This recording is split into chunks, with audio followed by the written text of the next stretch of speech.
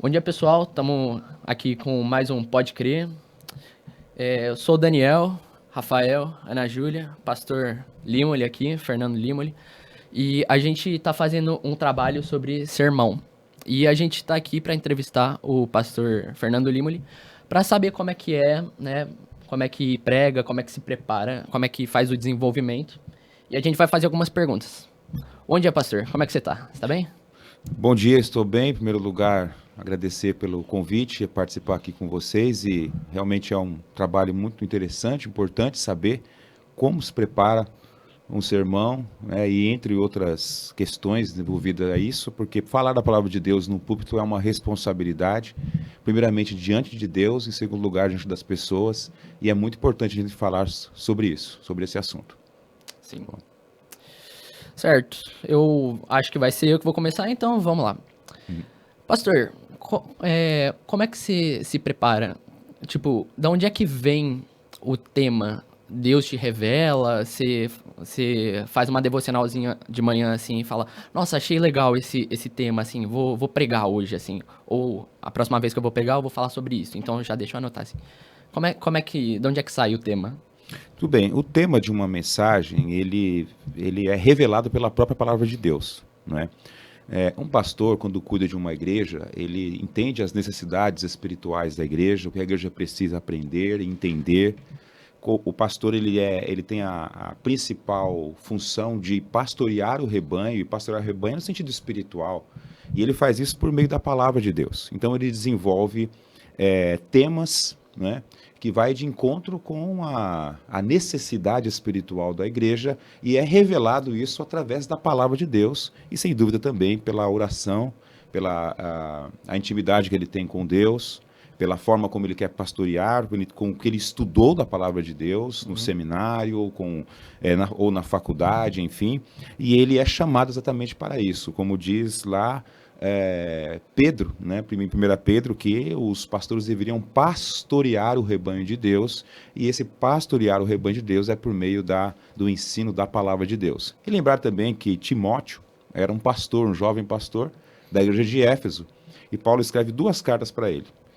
E as 2 cartas têm o tema exatamente de que ele pregue a palavra, que ele pregue a palavra de Deus para ensiná-los, e mostra em um versículo muito conhecido em 2 Timóteo 3,16, 17, que toda a escritura é inspirada por Deus e útil para o ensino, para a correção e para a repreensão na justiça, a fim de que todo homem seja perfeito e perfeitamente habilitado para toda boa obra. Então, a revelação, ela vem da palavra de Deus, da intimidade dele com Deus, e ele desenvolve então estudos e temas, estudando a palavra de Deus para pregar para a igreja.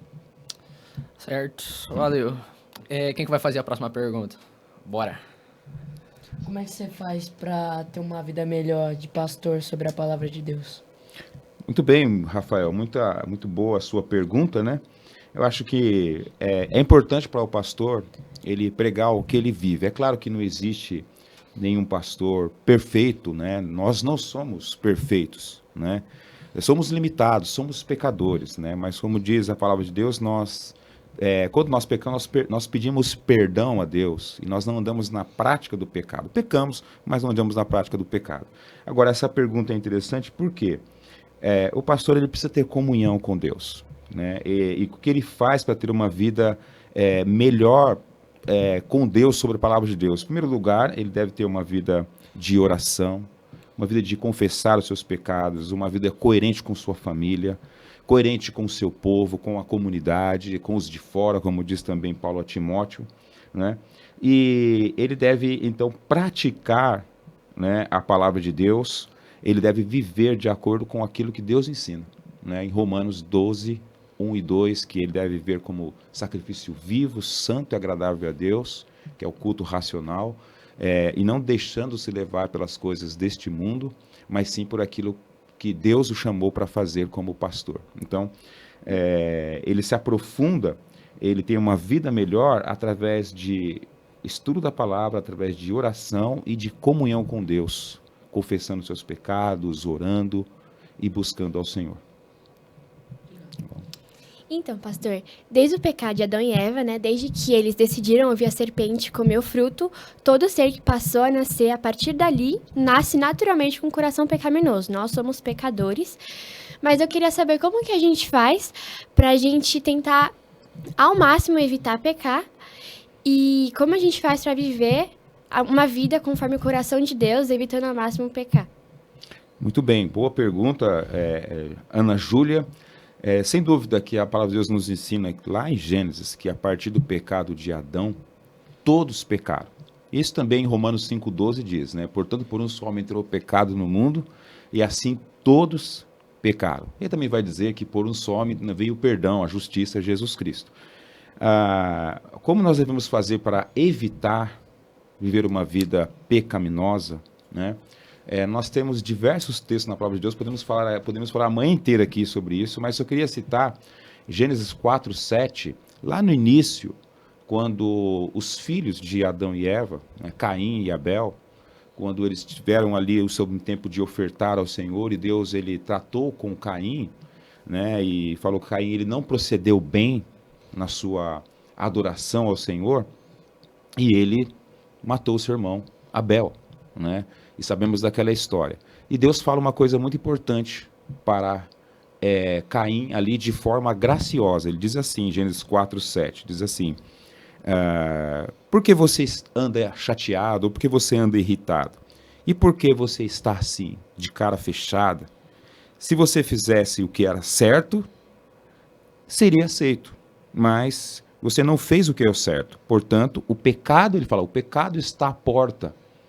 A ti cumpre dominá-lo. Então, aqui até um princípio que nós trabalhamos na escola, que é muito interessante, que nós conhecemos a Deus, temos quem é Deus, queremos viver afastado do pecado, é o princípio do autogoverno, né?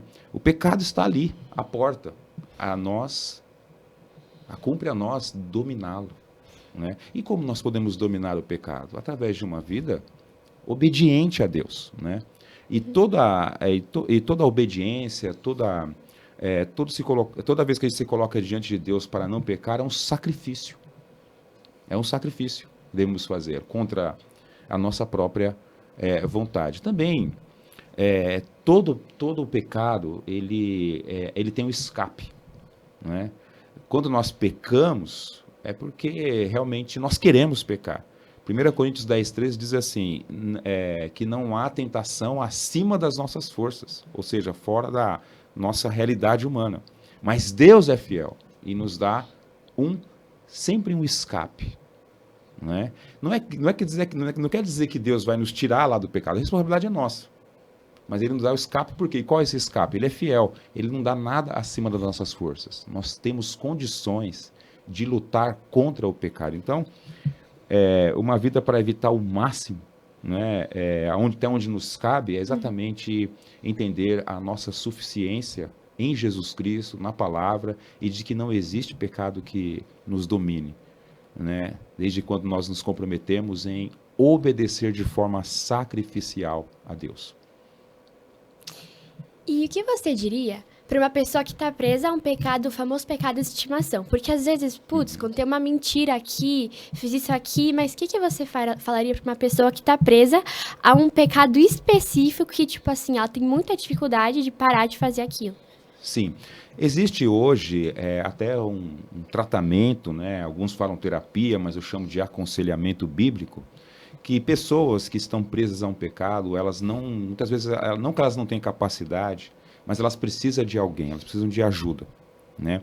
Esse pecado muito comum hoje, como pornografia, vícios de forma geral no meio da sociedade, isso as pessoas elas precisam de ajuda, elas precisam de alguém caminhar com ele, aconselhando biblicamente e mostrando para ele a importância de viver uma vida livre, né?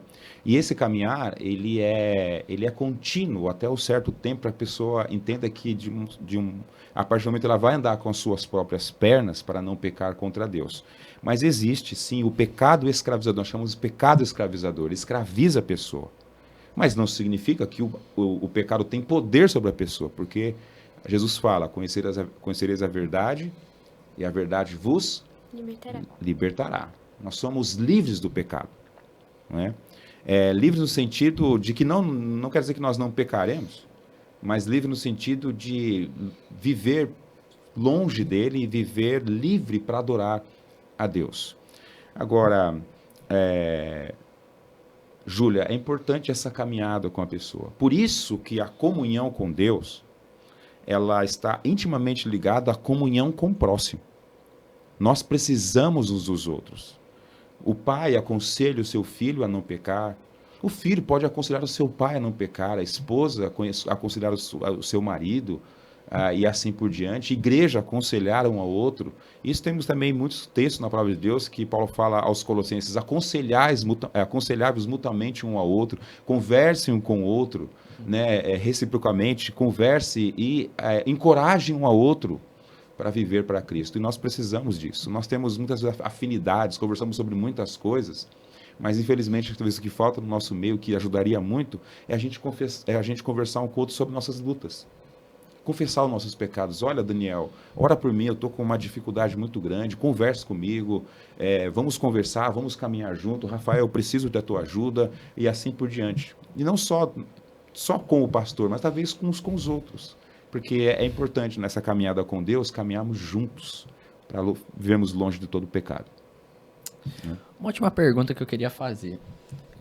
Quando você vai preparar a pregação, obviamente você pega na Bíblia, né? Você tem a base, obviamente, a Bíblia. Mas você pega mais alguma base, tipo algum livro histórico? Você vai pesquisar a origem das palavras? Como é que você faz? Muito bem. Boa pergunta, porque a Bíblia é a primeira fonte. O texto bíblico. Com certeza. Né? E esse tema é importante falar, por quê? Porque uma mensagem bíblica, ela é simples, né? Deve ser bíblica, mas ela tem todo um trabalhar por trás. Então, assim, bem basicamente, ler o texto bíblico, pelo menos particularmente, muitos fazem isso hoje também, a mensagem expositiva, ou seja, você pega um texto bíblico, você lê o texto bíblico, você explica o texto bíblico e você aplica o texto bíblico, né? Onde as pessoas elas vão olhar para, por exemplo, uma sessão de 7 versículos ou 20 versículos, 10 versículos de uma passagem, ela vai entender o que está dizendo aquela passagem, ela vai compreender aquilo, o pastor vai explicar aquilo e vai aplicar para a vida. Agora, a Bíblia, ela é importante, mas nós temos outros recursos que podem ser usados. Por exemplo, bons livros. Nós temos muitos bons livros no mercado hoje que falam sobre mensagem, pregação, até a forma como você monta uma mensagem e até mesmo o próprio comentário de um texto bíblico. Nós temos também dicionários, né? E nós trabalhamos também o uso da língua original, o grego no Novo Testamento, se for o Antigo Testamento, o hebraico, em algumas partes, aramaico, e a gente faz então a interpretação do texto, que isso é trabalhado em uma matéria chamada hermenêutica no seminário. Também outra matéria que é tratada sobre a matéria de você fazer uma exegese bíblica. São palavras difíceis, né? Complicadas, mas tem toda um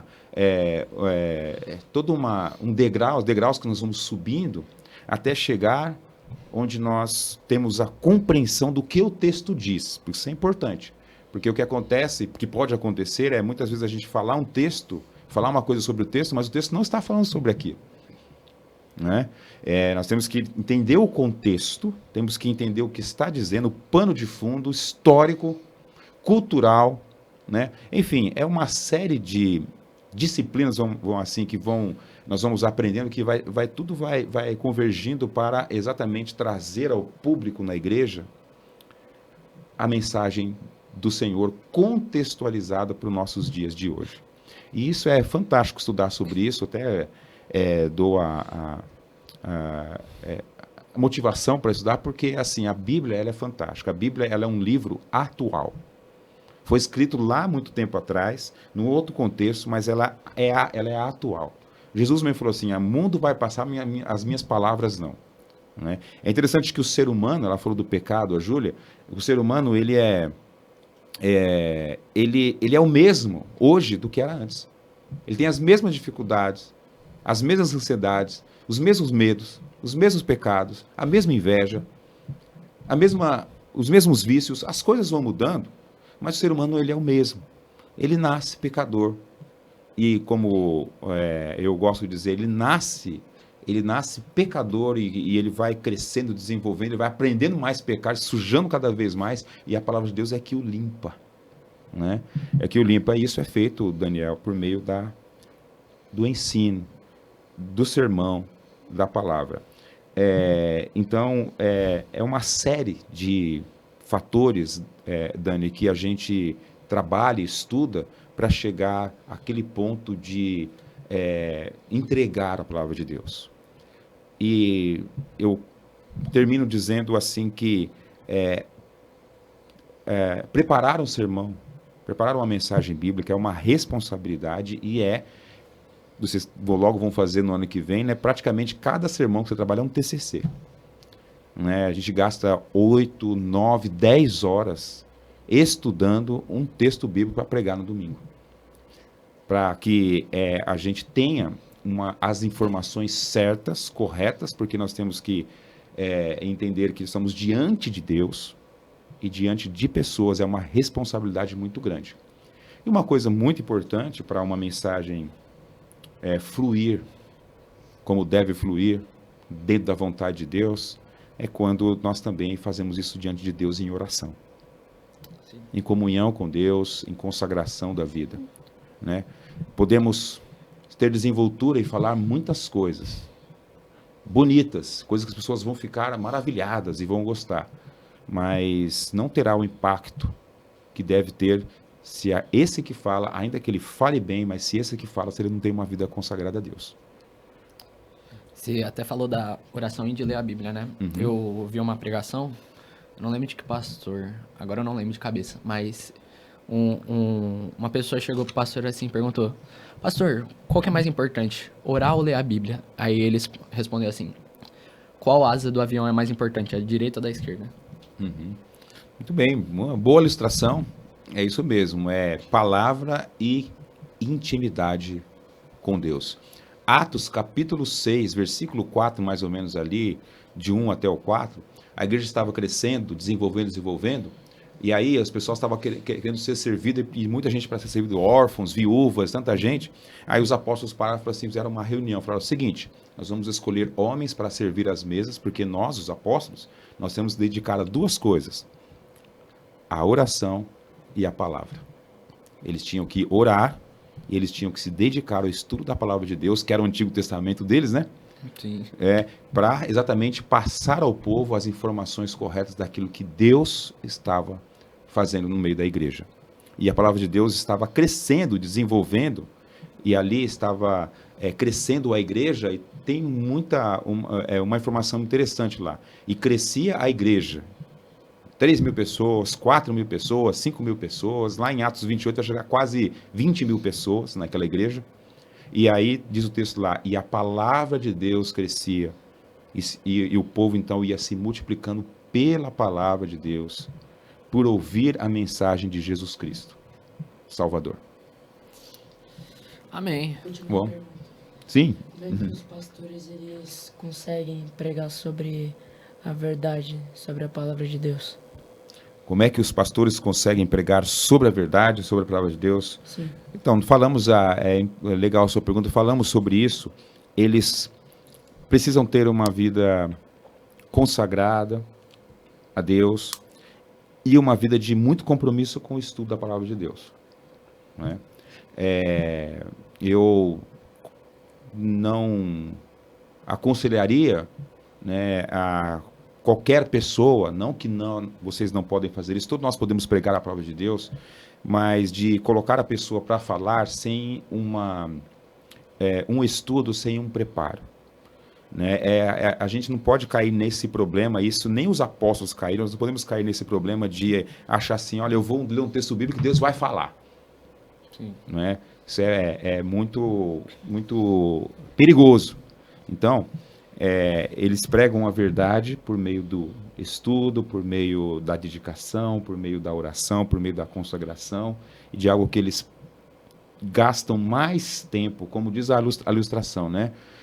Aquele lenhador que ele corta as árvores, ele gasta mais tempo afiando o machado, não é? Do que no propriamente cortar a árvore. Por quê? Porque aí se ele afia bem o machado, ele vai cortar a árvore com eficácia. Senão ele vai, o machado não afiado, ele vai gastar energia, tempo e não vai ser eficaz. Agora, se ele afia bem o machado, se ele se prepara, ele vai ter eficácia quando ele for cortar aquela árvore. Alguém mais tem alguma pergunta a mais? Fique à vontade. Acho que não. Bom, Então, obrigada. por nada, foi um prazer. Prazer Rafael, nosso. Daniel e Ana Júlia. Muito Valeu, obrigado. pastor. Obrigada, pastor. Bom,